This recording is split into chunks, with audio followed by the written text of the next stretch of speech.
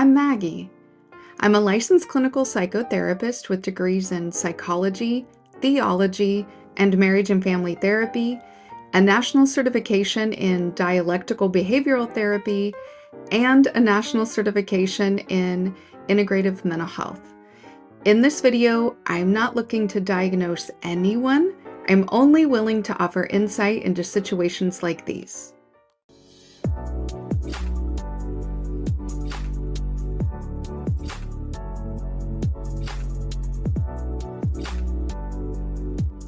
Hello. Did you guys know that quantum physics can finally explain the phrase, what goes around comes around? We're definitely going to talk about it. We're going to get into some metaphysical principles. So hold on to your hat. And then after this live show, there will be an after show on Patreon where we're going to get a little weird, maybe a little tinfoil hat. And that is open to all members of the Patreon, be they free members to paid members, all members. So you can choose your membership. You don't have to pay anything. There's just a little more freedom of speech on Patreon. So it can be really weird. But let's say hello to some people. Adrian Hicks finally beat Adric Halpoy. Oh, man. Thank you for being here, Adrian. Nina Williams says, hi, and the peace sign. My favorite auntie. Thank you for being here. Inspired Truth is here. He says, I actually took quantum mechanics, but my teacher was so bad, just ran operators and equations. I didn't learn anything until after I graduated. That's not surprising. All right. Chef Mike is here. Good evening to you. What is for dinner tonight? There's Adric. He is there. Armando is here. Peace to you as well. Everybody's saying hello to each other. Oh, yes. Good evening to the live tribe. Yes, this is the best live tribe on YouTube, bar none. It's the best. It's the best. I just realized my laptop screen was leaning. Me looking at my nose. Snowman's in the building. He said he may join the Patreon tonight. Awesome. Stacy's here. Hi, Stacy. Thank you for coming in. Cynical Optimist is here. Leon is here. Everybody's in here for Pivot Point Wednesday. That's awesome. Adric, you haven't said the thing, though. You got to say the thing. You get all the way down. Okay. So, before Adric puts it in the chat, let's hear it for the dancing Maggies. Okay, so I do have some visual aids today. I am also moving into the next century and actually have technology, so it's probably gonna annoy the crap out of me until I get used to it. So we're gonna talk about karma here real quick. Some of this is just gonna be review for people or just like some overarching stuff that you may have heard before. Okay, so let me get this pulled up. Okay, so karma is about cause and effect, right? So this is why I say it can explain what goes around comes around, because that's what karma is, right? It's cause and effect. It's about ethical responsibility and the cyclical nature of things, of actions, right? Even intentions, okay? So, oh, Chef Mike's having guava berry wine. Yes, that sounds lovely. All right, so with karma, there are about 7 different things to keep in mind. So I'm just going to list those off real quick so that we have this base idea of what karma is, because a lot of times people think it's payback. Like somebody does something bad and, oh, karma's going to get you. And that's actually not what it is. It's not energetic payback. So first thing, every action, every thought, every intention produces a corresponding effect, right? So Negative action, negative effect. Positive action, positive effect. So there's such a thing as good karma. There's also such a thing as neutral karma. And essentially, when you're studying karma, you want neutral karma. Because also, if you do something positive to get a positive return, the intent starts playing in there. Okay. So, second one, intention matters. Okay. The intention just determines the impact. Okay. So, remember that. My screen just fell asleep. See, technology is going to get me. Okay. So, intention determines the impact. Okay. Number 3, universal justice happens in its own time and it is impartial. So we watched a video yesterday and the person was talking about energy and energy flow and energy movement and how it's impersonal, it is impartial, right? It's not moral. Meaning that, and the example that they gave was if a small child sticks a fork in a light socket, the electricity is not going to be like, oh no, it's a child. Energy does what energy does. Okay. So universal justice happens all the time, happens in its own time, and it is impartial. The next one is free will, right? There is freedom of choices, but you have to accept the consequences. We all have freedom of choice. But when you make the choice, you have to accept the consequence, right? Don't complain when things happen. There's a cyclical nature of human growth, right? You're born, you grow, you die, but also like the leaves bud on the trees and they grow and they're beautiful and then they turn different colors and they fall off and it just everything in nature is a cycle. As same with humans. You guys all know this, the ups and the downs of life, right? It's cyclical. What goes around comes around, right? The next one, liberation is the ultimate goal. So kind of getting out of all these different matrices, right? Because like I've talked about before, there's more than one matrix. It's like an onion. So you have different matrices. And when I do the show on femininity is essential for salvation, which I've also said is part 2 of masculinity is essential for liberation. I'm going to get into a lot of this stuff deeper. Okay. Karma requires self-awareness, ethical living, and detachment from desire. If you're always wanting something, then that means you always don't have something. That's the state that you live in. And then lastly, interconnectedness. Our actions affect us, others, and the world. Leon says the matrix is like an old tree. There's too many damn layers, right? And we don't know how many layers there are, right? You're not completely out of the matrix. You don't have all the veils removed from your eyes until you're dead. So we just try to remove as many as possible. You know, we go under the veils as much as possible, right? So let's look at, first I have to clear my throat.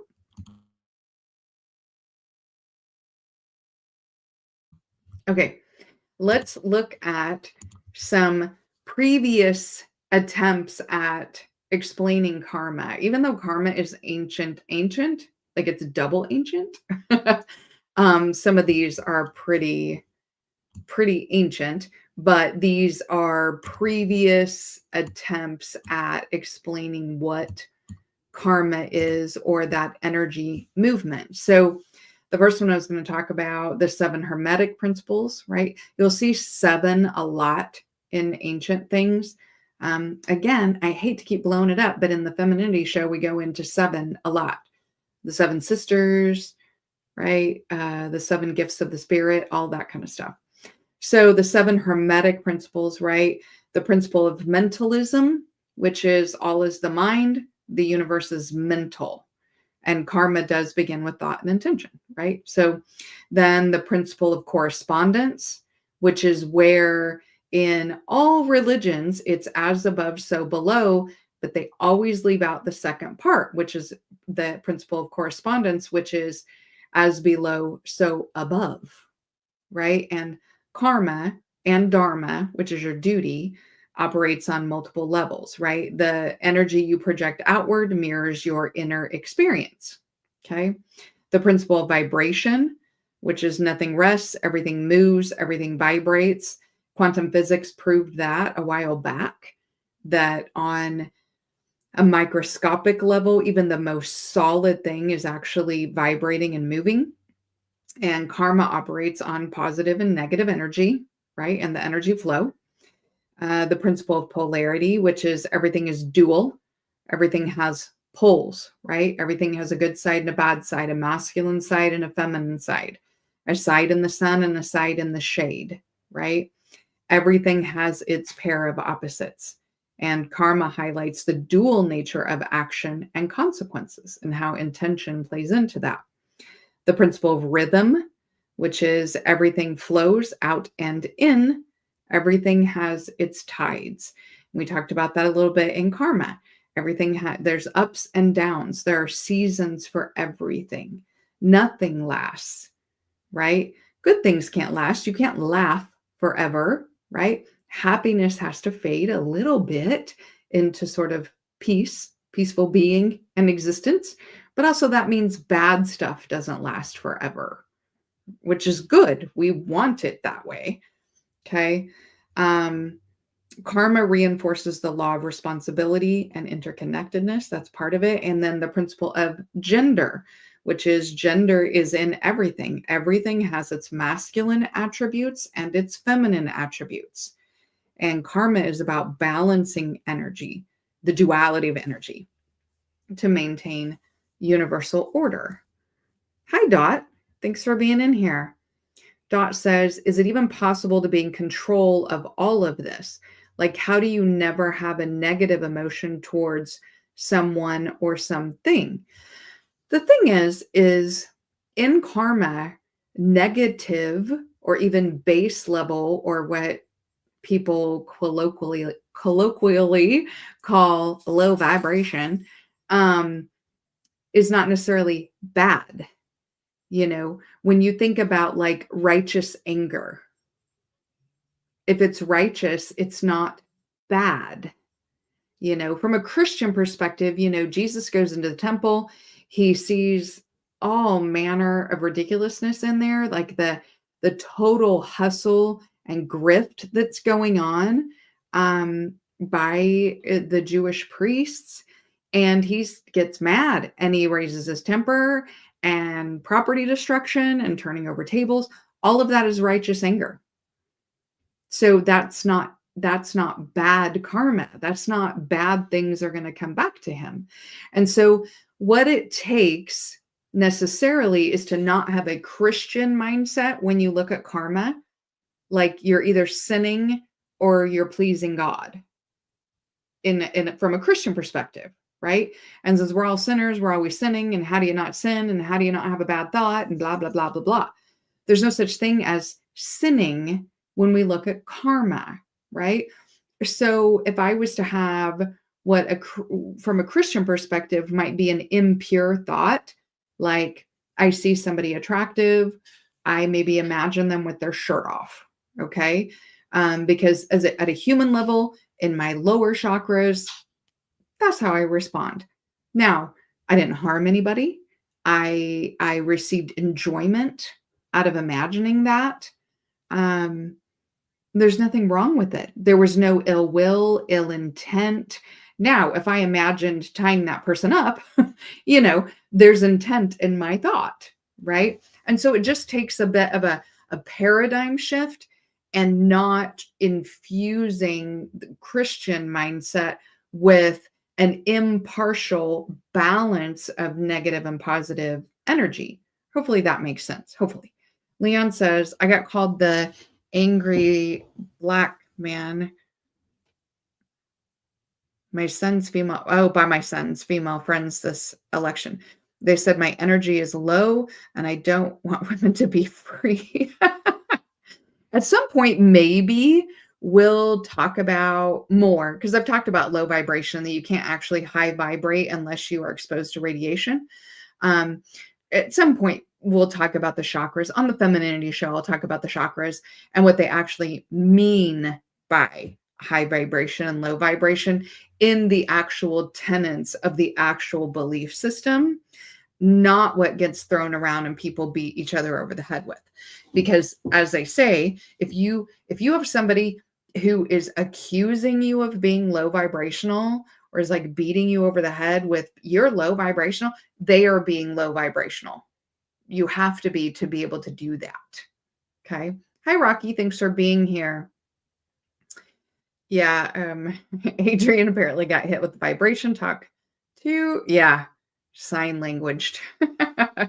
Okay. So the Hermetic principles, they do a pretty decent job through the 7 Hermetic principles to explain the principles of karma. That's pretty decent.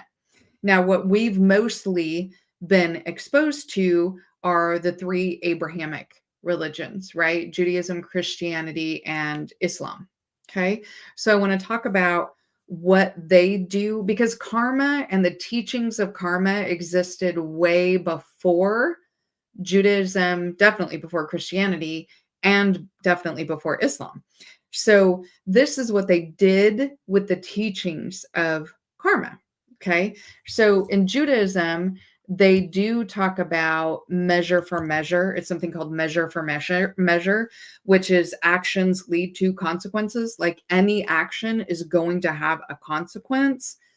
However, in Judaism, they say all of the consequences are God's will. It's not necessarily what you do, and I'll get into that when I talk about number 3. But it's not a natural cycle. There is no universal balancing of justice and energy. It's what God wanted in the moment, what God's mood was, right? It's not a natural cycle. Okay.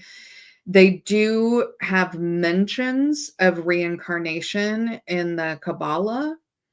Kabbalah. I think it's Kabbalah. I write it. I don't ever say it. Oi, gefilte fish.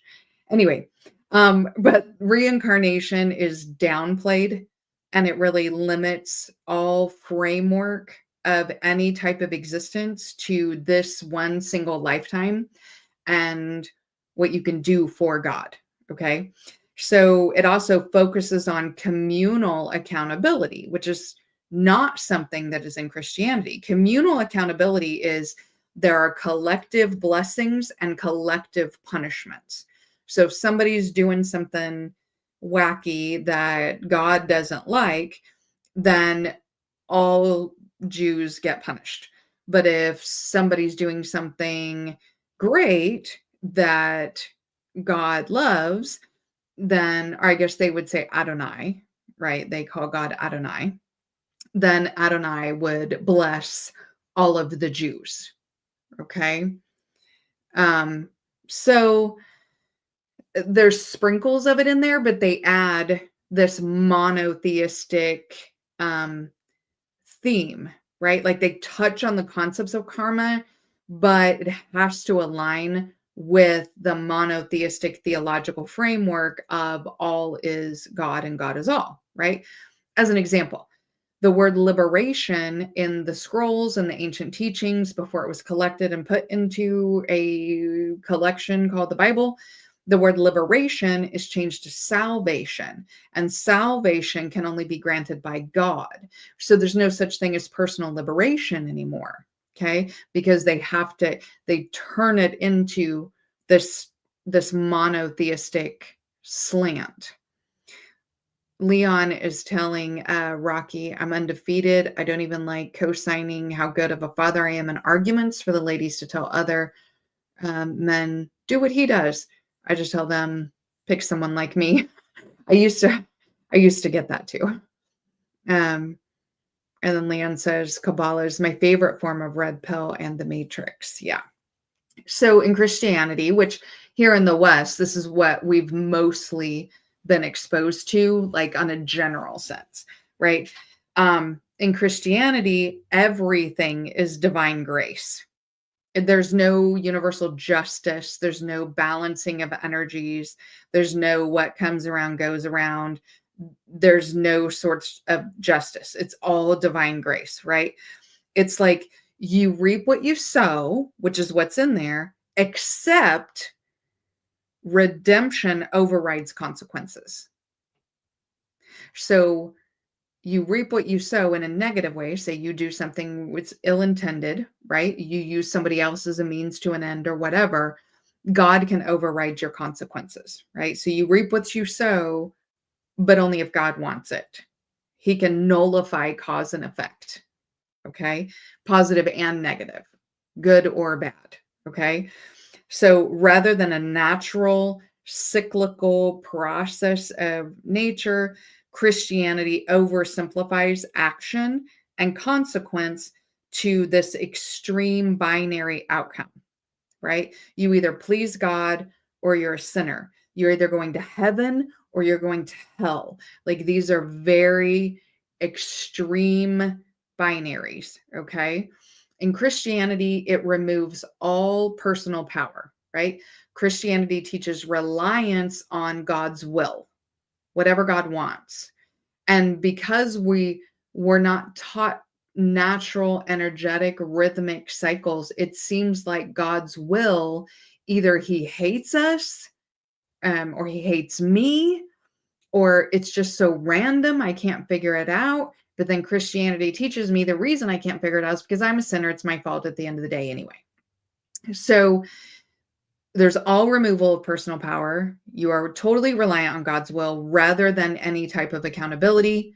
And it reduces and centralizes any type of autonomous power to an external source. It's not within you, it's out there. Okay. This is what I call enslavement of the soul. Okay. Because it is making our soul serve a master. Okay. And then in Islam, it emphasizes divine predestination, meaning before you were born, God knew the plan for you. We hear that in Christianity too. God knew the plan for you. He already knows how this is going to end up. You're going to go from point A to point B, whatever you do in the middle, right? Now, deeds are rewarded and punished by God, but it's all part of Allah's plan. Okay. So if bad thing happens to you is because Allah wanted that to happen. And so, your leg gets caught in a machine at work and gets cut off and you think Allah because it's part of Allah's plan. Okay. There's continuous removal of power. Like a person wipes out all the natural consequences of their actions if they repent. I'm sorry, Allah. And then there's no accountability. We see this in Christianity as well, right? And then we have the same removal of personal power. Anything bad is your fault, right? Anything bad that happens to you is your fault.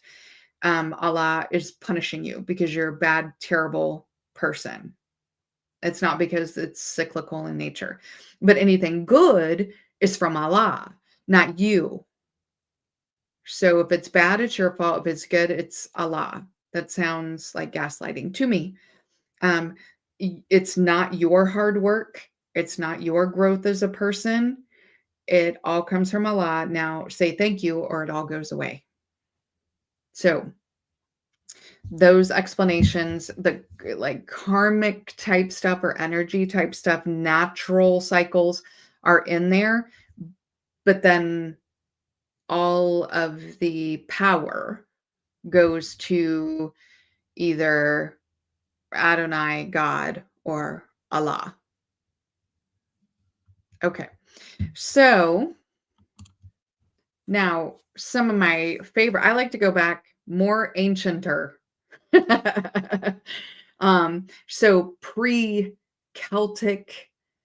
we're putting a Bible together, which would have been the Geneva Bible, which is pre King James, and King James is the basis for all new Bibles. The New International Version and all those are based on the King James. So what I like to go back to One of my faves is the Kolbrin, which much more closely aligns with the original scrolls. Okay. So in the Kolbrin Bible emphasizes personal atonement. Oh, let me back up for a second.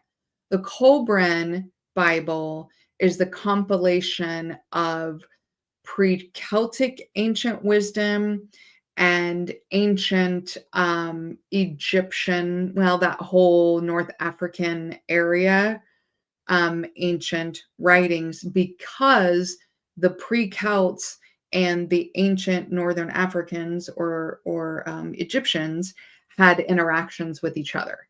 So in the Golbrin, it does talk about the interactions that they had. Where they traveled to meet is still up for debate, but it talks about them traveling. Okay. So in the Kolbrin, it emphasizes personal atonement, not prayer and rituals. Okay. It tells about the soul's journey through many planes of existence. Like I'm this way today, then I learned some stuff, and now I'm this way. Talks a lot about personal accountability and the soul's progression and this personal growth, right? Above all, the theme in the Kolbrin is that actions create ripples. Maintaining harmony and balance is crucial. The other thing I do want to say about the Kolbrin is that those ancient stories that we see in the Bible, in the Torah, in the Quran, these are the original, more closely aligned to original versions of those stories. So they're a little bit different. Again, the Femininity Show, please, everybody go, because I did so much homework for this. But I talk about how the story is a little bit different. That original story is a little bit different about the creation of man and woman. In fact, man was around for quite a long time before women came along. Okay. So another very ancient teaching is the Druidic teaching. Shout out to the Romans for trying to kill them all. So in the ancient Druidic teachings, actions in this life affect the next life, right? Kind of makes sense if you believe in reincarnation. But the Druids said you can reincarnate if you want to. You can do it if you want to. You don't have to, right? Then they have the threefold law of return, which was then used in, I guess we would call it witchcraft, which was just energy work. But then it's also used in like, it was also used in like voodoo, it's used in hoodoo, it's used in Wicca. But the original part of this is just a Druidic principle, right? The threefold law of return. Whatever you put out comes back to you times three. Balance and harmony between the physical and the non-physical is critical. Any disruptions lead to consequences. Okay. So for the individual and for a collective of people, a community of people, or all people, depending upon what it is, and that we have a moral responsibility and we have to honor debts of any kind. Debts must be paid in full, even if they're energetic. So if somebody's pulling energy from you, we've all been around those people that are just exhausting. They just take they zap our energy when we're around them. They're exhausting, right? But any harmful action creates a debt, right? So a life debt is what they called those, which is also why they said there was reincarnation, because sometimes, I'm going to sneeze, sometimes people would create a life debt that there's going to be a debt to pay. So they didn't really say punishment. You created a debt. They didn't say you're a sinner. They said sometimes people create debts and you pay your debt. And then the end, you move on.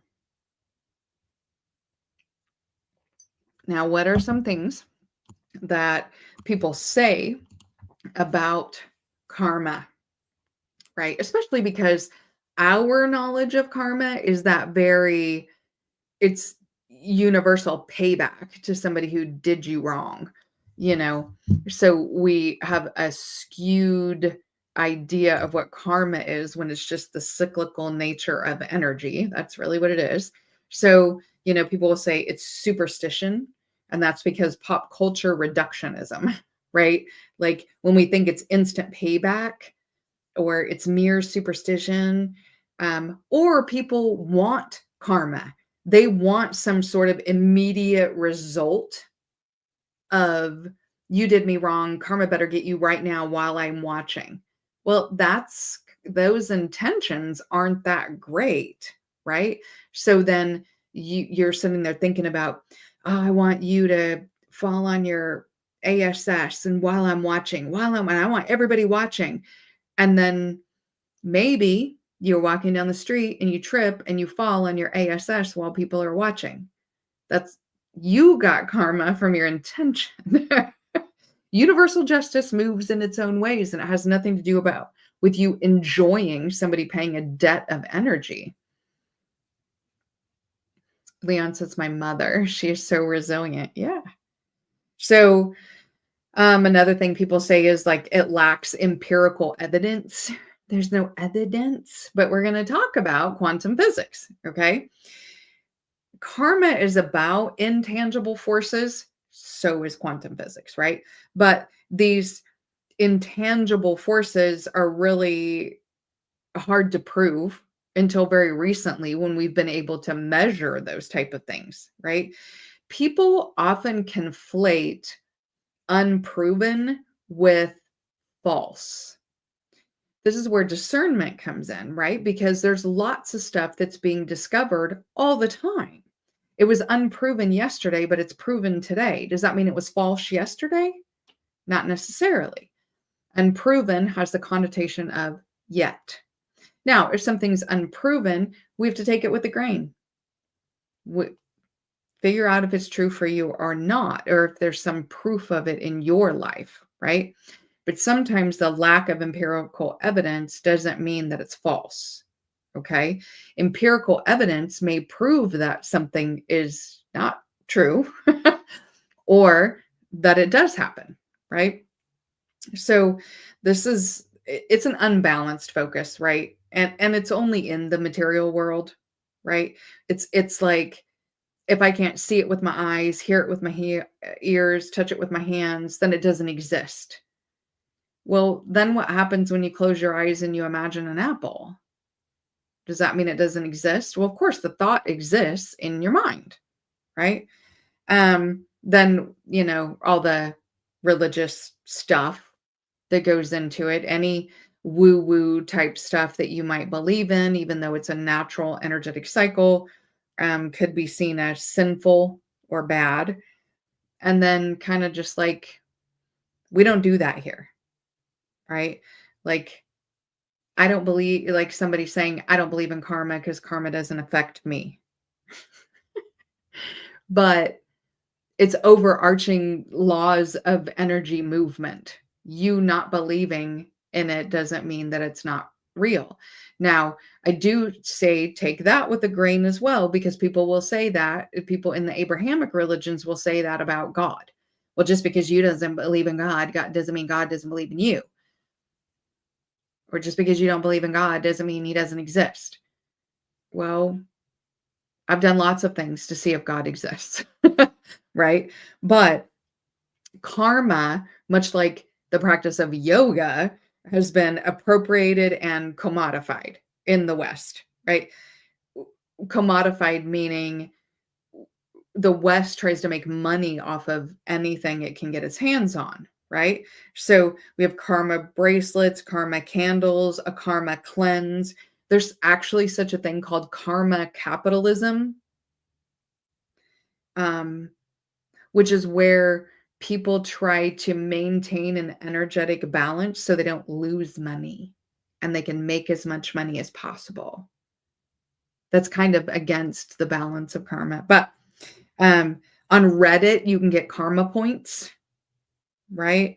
It's a lot of people use karma as some sort of self-serving manifesting principle, right? So it's commodified. We don't see it for what it actually is. And then people will also say too, well, if there's such a thing as karmic justice, then explain all the injustice in the world, right? Bad people prosper, good people suffer, right? Karma is pretty deep, you know, and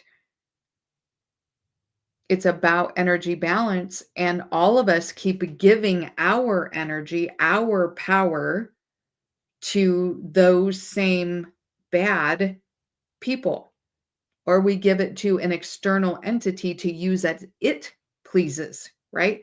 All glory, honor, praise to this thing forever and ever. Amen.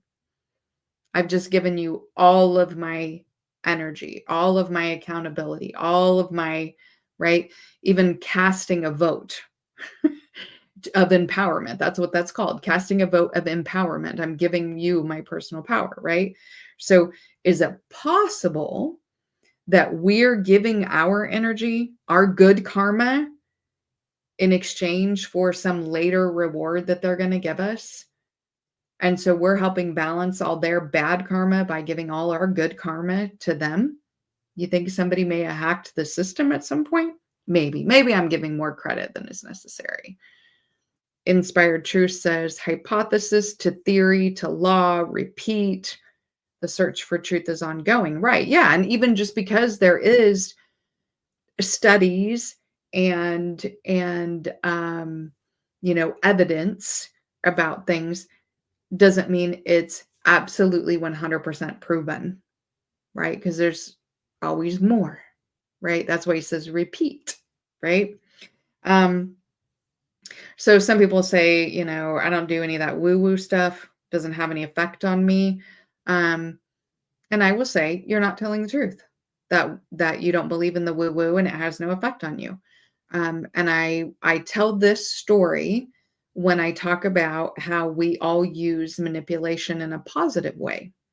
This kind of goes back to that paradigm of not seeing everything as like a sinner or God's favorite, but more about energy balance. And there's a good side and a bad side to everything.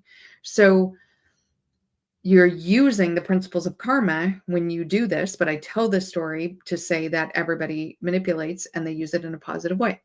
So pretend you are going to go to a restaurant and your best friend was going to meet you there. You were super stoked, excited about it. But then on your way to the restaurant, your best friend calls and cancels. So now you're going to be at this restaurant by yourself and you're totally disappointed that your best friend is not going to be there. I'm kind of sad. You're a little bit annoyed. But you've gotten these reservations. This is great food. You're not going to let it go to waste, right? And on your way in the door, you trip over the door jamb and stub your toe and it hurts, but you don't want to embarrass yourself. So you're trying to mitigate the pain and you're already annoyed and you have emotions and you're angry about it. And you go up and you tell them about the reservation and you're right on time and it's right on time for reservations. And they're like, it's going to be 10 minutes. And you're like, whatever. So you wait the 10 minutes, which turns into 15 minutes, which turns into 20 minutes, and you're pissed and now you're hungry, right? And you get to the table and the waitress comes over and says, "Hi, I'm Katie. I'll be your server." How do you respond? We don't go, "Katie, you dumb broad," right? Or unload all of our negative emotions. We don't get mad at her. We don't let all of that out. We throw a smile on and we say, "Hi, Katie, can I get a glass of water while I look at the menu? I'm going to need some more time." We put out all this positive energy, all this good energy towards Katie. Now, some of that is because we don't want Katie to go in the back and spit in our glass of water. But also on some level, we know none of that stuff was Katie's fault and that we still want to try to have a pleasant experience. So we behave in a way that is not true to our current emotional state because we want to create a different emotional state in somebody else. That's manipulation, but it's also using the laws of energy movement, Okay. So woo woo affects everybody. You just don't know you're doing it. Okay. Or people who say it's all psychological, like life is random, it's based on the psyche and social systems, and karma is a placebo that guides behavior without actually being a universal law, right? Now, this is what I call Western spiritual dieting. Or the cafeteria plan of beliefs. And we all know religious people like this, right? They get their tray and they show up to spirituality, right? And this is the buffet. And we've got a little bit of, um, God will grant me some peace. And we have a little bit of, if you read scripture, it blesses your life. And then we'll take a touch of, the 10 commandments. We want some of that, but I'm only taking 1, 3, 7, and 10. And we fill up our tray with what we want to believe in. And so that it's all psyche and karma is placebo is kind of that Western spiritual dieting, or the cafeteria plan of belief, where we're going to say the Bible is infallible, but only this stuff and not this other stuff, right? It's the cafeteria plan of religion. Okay. Cynical says people don't know how much of their life comes from scripture. They are very powerful references that we live with. Yeah. And my thing is, for me personally, is that I always want to go back as far as I possibly can, as close as I possibly can to the original scripture. Again, in the Femininity Show, I'm going to talk about King James and who he was and why the Bible sounds like it sounds. So I want to go pre King James, and then I want to go pre Geneva back to as ancient as I can possibly get. Now, it's going to be translated into English. So that's why I say as close as I can get, because I don't know the languages and I can't read the scrolls or the tablets. Leon says, Katie, you about to get a 3% tip, and as the experience here increases, you'll gain 2% as you go about serving me. That's what he's going to say, right? Because he's like, I want to have a good time. I want to get over this stuff. Let's balance the energy here, right? So let's do just like a quick overview of quantum physics, because sometimes we hear the phrase quantum physics and we're like, oh, that's so outside of my realm. I don't know that stuff. So there's 3 things that are really the basics, the fundamentals. There are some other things, right? But these are really the fundamentals of quantum physics, that if you understand these things, you can understand other principles. Okay. So the first one is quantum entanglement. And this is when 2 or more particles of energy become linked through X reason. Okay. There's some reason these 2 particles kind of are linked up, not to mean they're touching each other or magnetized, right? But there's some connection there so that their properties correlate. And no matter how far apart these little energy particles get, no matter how far apart they are, measuring the state of one linked particle instantly determines the state of the other, even over vast differences. And it's instantaneous. So whatever this one is doing, the other one is going to do, because some energy linked these 2 particles together. Okay. So there's a lot of examples of this. There's the monkeys and the sweet potato. There's like that 6th sense between twins, that's an example. But when they measure this is how it is every time. And this is entanglement. This is not entanglement like Will Smith. This is entanglement like something made these 2 particles correlate.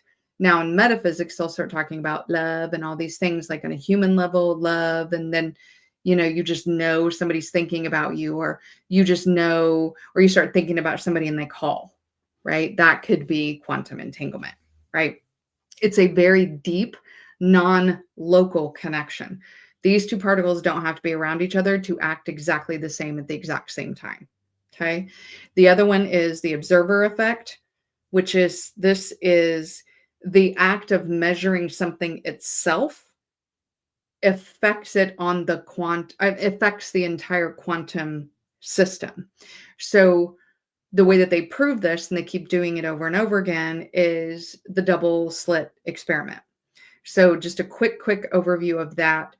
They were taking particles. So imagine particles as little balls, and imagine there's like a paper. Okay. There's a barrier and there's a little slit, and you throw these little particles through there and they hit the wall behind the slit. You're throwing balls through the crack of the door, and it's hitting the wall, and when it hits the wall, it creates a mark, right?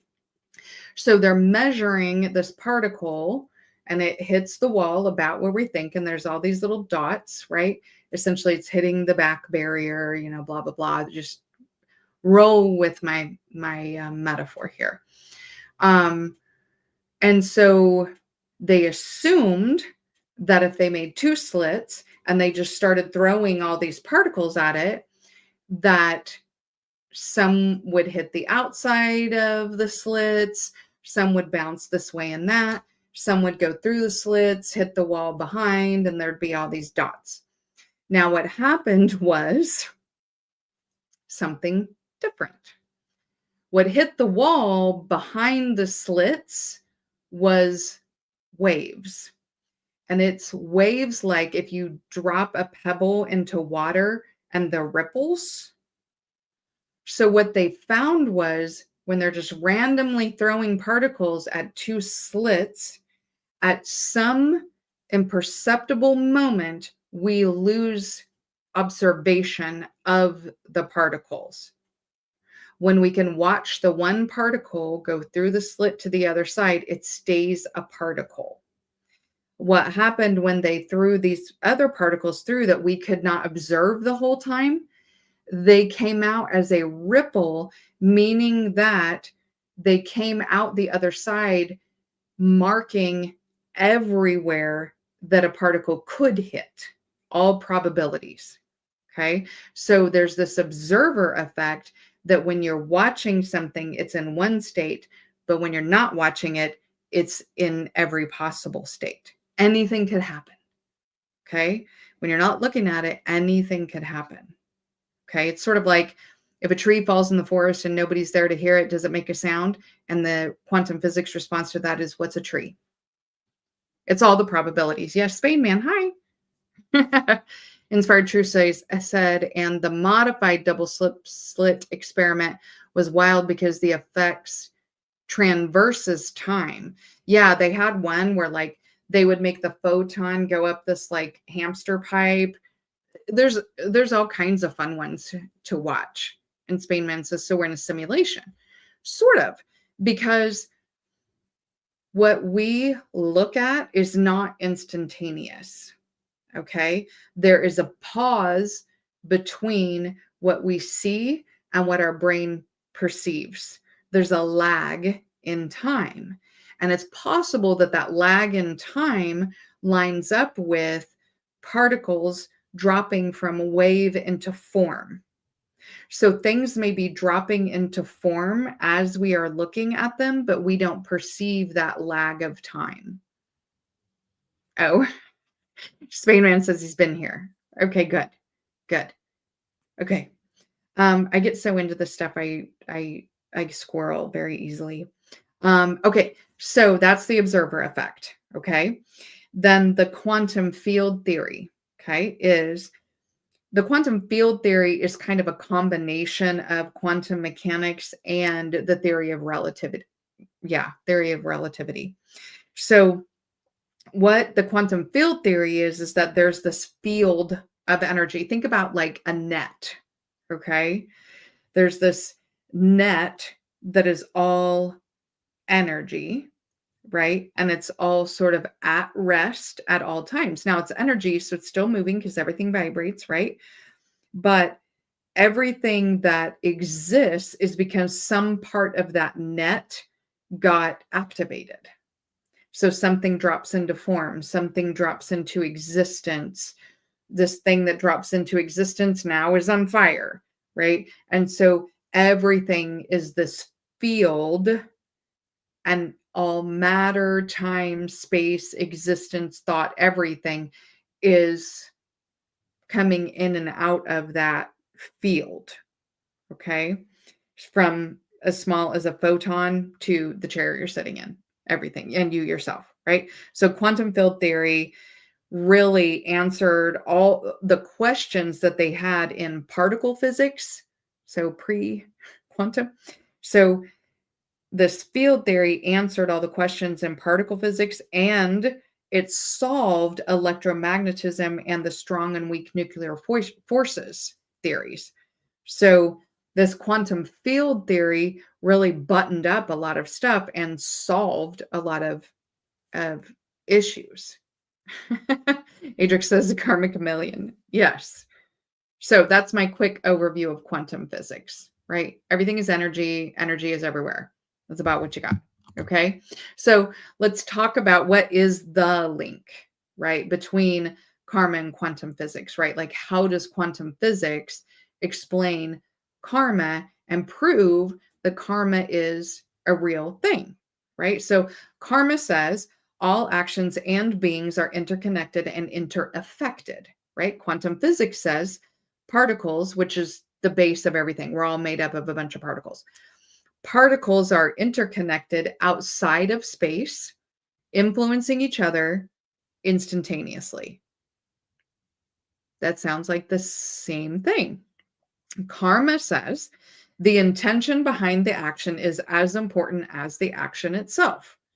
Quantum physics says the act of focusing attention directly influences the behavior of the particles, right? Your consciousness impacts reality. Okay. So even during the observer effect, when experimenters were in a bad mood, the particle would act a little bit different. When they were happy, it would act a little bit different, right? So the consciousness, or what you're thinking, the focus of your intention, directly influences the behavior of things around you. Okay. Then karma says energy or actions that we put out return to us. Okay. Good or bad, negative or positive, balanced or not. So in quantum physics, it says reality is an interplay of the energy fields where every particle is a manifestation of the underlying energy, and ripples in the field return to the source. So if we are this net, right, and it's all interconnected. It's not a flat piece of net, right? It's a ball of net. So energy that is sent out this way is eventually going to make it back around. Energy that's sent in will eventually come back. As above, so below. As within, so without.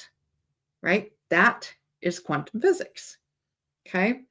Karma says every action influences future outcomes, even when it's not immediately apparent, even when you wanted that immediate karmic justice and you can't wait for the universe to balance itself out. Again, it's ripples, remember?